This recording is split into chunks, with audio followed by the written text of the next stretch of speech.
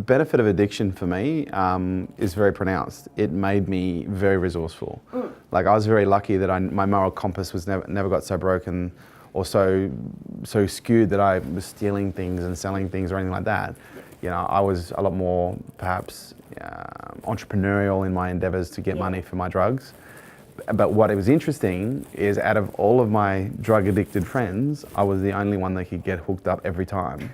Because I was so committed. I was like, when I commit to something, like if I wanted to get high, I would not stop ringing, asking referrals, you know, pulling out the couch, looking for money, you know, looking for ways I can set deals up to get some cash, you know. So I'm grateful for that because I actually now use that resourcefulness every day, but it's just different, you know. But the same level of get it done, like you just got to get it done. Like when you want to fix, you'll do whatever it takes. But to me, it's now. It's not fixed, it's just get it done, and I have this capacity to just be able to go whatever length is required within my moral compass to allow me to get things done. Totally agree. Look, when it comes to addiction, everyone has there's predispositions from everything from genetics to environment that can trigger or create the neurology of addiction. And then, there's so many things that can happen as a result of just being around it. It can happen as a result of the neurology being inherited.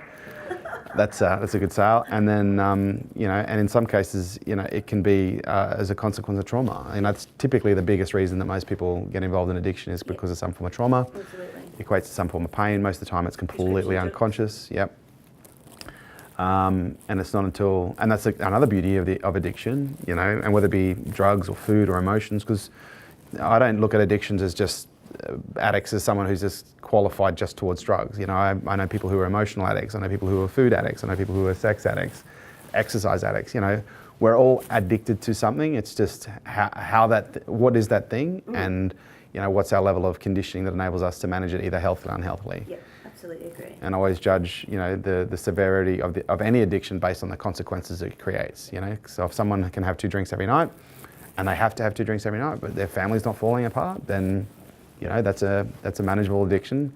But if families start to fall apart and health starts to suffer and they keep drinking, then then you've got problems that you need to be addressing. There's a great book I think would benefit anyone with any who's just got any interest in the subject. It's called Realms of the Hungry Ghost by Gabor Mate.